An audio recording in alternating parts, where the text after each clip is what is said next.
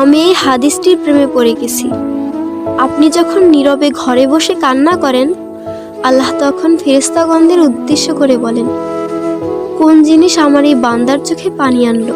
ফেরেশতাগণ বলেন, আপনার বান্দা সুখে নেই, আপনার বান্দা অনেক দিন হাসেনি।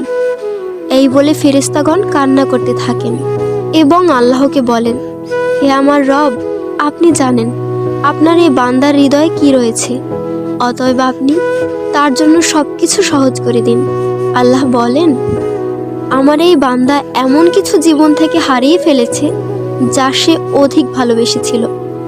অতএব আল্লাহ বলেন, আমি শপথ করছি, আমার বান্দা তার জীবন থেকে যা হারিয়েছে এর চেয়ে উত্তম জিনিস তাকে এনে দেব, যা দেখে দুনিয়া ও আখিরাতের সবাই বিস্মিত হবে। আলহামদুলিল্লাহ।